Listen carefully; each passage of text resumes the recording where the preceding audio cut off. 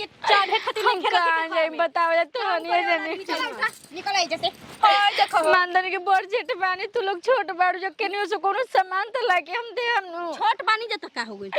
मरद बा त पिए करे बाटे और ना त लइकिन के ऐसे ना होइसे उल्टा सीधा काम करके रे पप के जेल में चल गुलन ना आखिर मलकिनी बन के रही है एई घर के नु खून हड़न आखिर उ गलती कइल बन हम तोरे ना कइले बनी खून नहीं खे बहुत चल निकल आई जे पैसा रुपया कमा के लिया जल तब चले गाने बता जाके खिसिया के निकाली ना बाहर हमरा के छोड़ दे छोटे बाप भाई इनकर लिया के खर्चा चलाई बैठ बैठ तरिया खाता ऐसा नहीं मोटाइल भी हो चिट भी दे निकाली बाहर आखिर हम कहां जे बता गांव घर में घुमालू न तो धोक लोलो मिस भागनी भाग जे भी हमरा सामने आई ओकर के शूट कर दब साला हमरे संगे बहुत नाजायज कइला सा बहुत गलत कहने था हमारे संगे ना जेल से फरार होती ना तो जीवन भर कारावास में हमके बंद करके मुआ देता सा ना तो फांसी लग जाए केहू के ना छोड़ब हम हे भगवान हमरे से कोयला बिना चलो लेके जाइल जान भिकियो मांगो तो नहीं के मिला हे भगवान कौन हमरे से परिचय ले तोड़ा हमारे को मरे तो सहारा रहन तुम करे के आइए बा आइए कमरा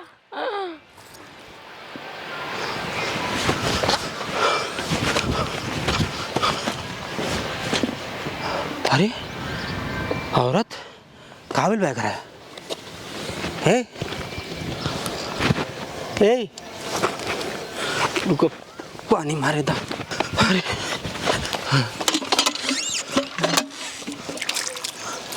काबिल भाई औरत के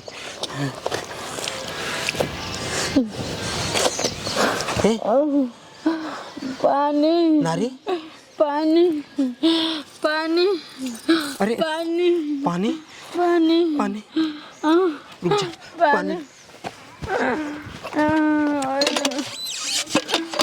पानी नारी के रक्षा कर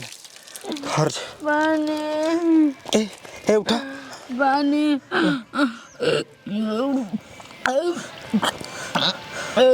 उठा था कहाँ घर पड़ी तुहार कहाँ घर पड़ी तुहार कहाँ घर पड़ी तुहार एजू कैसे गिरल बड़ू आए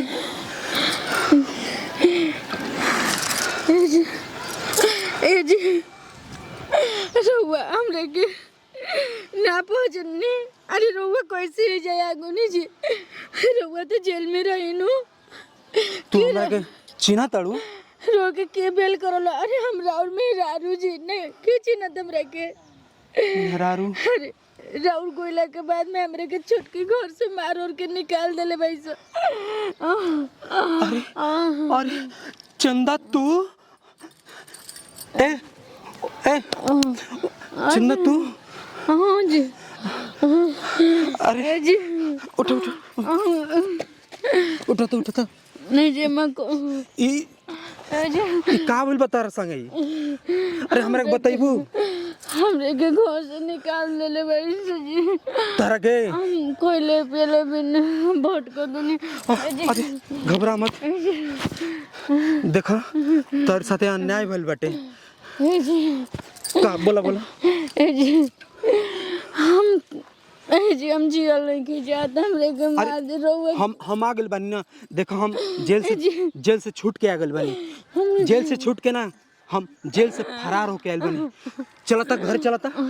चल घर चल घर चल घर जानते हैं ना आप लोग अरे कैदी के घर जानते हैं तो पूछेगा तो बताएगा ना हम लोग को कि किधर है तो किसके से पूछेंगे गांव तो यही है हाँ और उसको इतना मार मारेंगे गोड़ हाथ तोड़ देंगे मारते मारते उसको इनसे पूछिए सुघर गांव में यही है ना जी सरकार उसका निरंजन का घर आप जानते हैं हाँ सर सामान है बेटा बगल में चलिए बताइए तो सर अब जाइए थोड़ा हम काम में बानी सर अच्छा उसको देखे हो गांव में हम तो ना देखा नहीं साहब अभी नहीं देखे हैं। तो चलिए ना थोड़ा बता दीजिए घर आपको कुछ नहीं होगा अरे डरिए मत ना चलिए खाली घर बता दीजिए उसको हम लोग घर के चल गोल तक कितना सुख से आदमी रहता निश्चिंत घर के मलामत चल चल ओने चल। ओरिया थोई उतर बता कौन तोरा संगे अन्याय कैले बड़े वैसे तो हम सजा भुगते बनी जेल से फरार बनी चाहे कुछ भी हो जाए जान से मार दे ये हमारे संग कहां से निकल ले भविष्य जाए दे रहो एक नहीं के साथ कुछ मत कर है निकल ले बड़ी का हो तोहर लाज शर्म नहीं खे हमार मेहरारू के घर से भगा देले बाड़ू और हमरा के मिलजुल के फंसा के जेल में बंद करवा देले बाड़ू हां ना हम नहीं के निकलने हम कुछ नहीं के कहले को तो तोर में मोर तोर ए तू बटे बलात्कार करेला होई करेला रो काहे ऐसन काम करी ना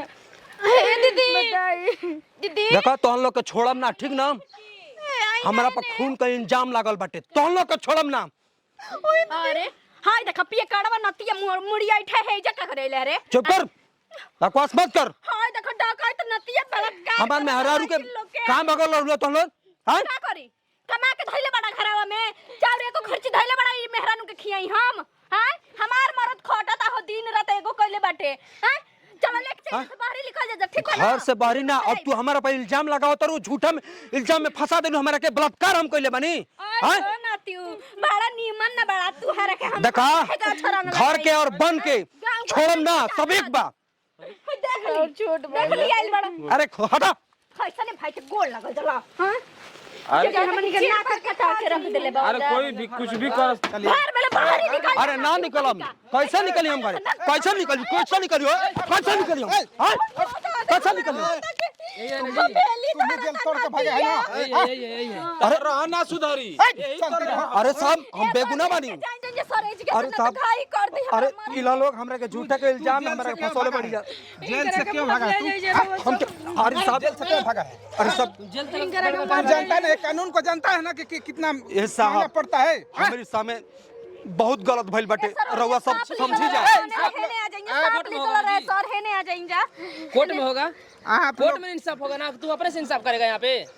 ए साहब काहे ये तोड़ के भागा है भागे इन लोग हमारे मेहरारू के साथ अन्याय करले बड़ा जा और हमारे साथ भी ये लोग जेल भेजोले बड़ा जा जेल में तू ही फैसला करेगा तू तोड़ कर भागेगा तो तू गुनाहगार है तू तोड़ के भाग रहा है और बोला तू आया फैसला करने घर पे आया तू जेल के तोड़ के क्यों भागा सब इनकरा के छोड़ दीजिए नहीं नहीं हम नहीं छोड़ेंगे अरे सर मारो इनको ले चलो फैसला इधर देगा वहाँ पर इसको हमरा मरद के पहेली धले ता छोड़ दो हमरा साहब के छोड़ दिए हमरा के जे घर से निकाल देते हैं जे साहब समझी साहब देखिए देखिए इन लोग को बात मत सुनिए इसको अरे जेल साहब, में ले अरे चलिए इसको तो ले इसको जाएंगे, इतना लेकिन कुटाई ये भी- करेंगे हम ये भी ना मसला है ना जी पांडे जी को जानता है ना कितना महंगा पड़ेगा ए साहब हम गलत नहीं की गलत हमारे परिवार बस सब भाई भौजाई गलत होगा तो इनको इन लोग को थाने पे बुलाएंगे लेकिन आपको ये चाहिए सब अबे पकड़ी ना हथकड़ी लगाई और ले चली अरे चलो चलो पहले ए साहब चलो पहले चलो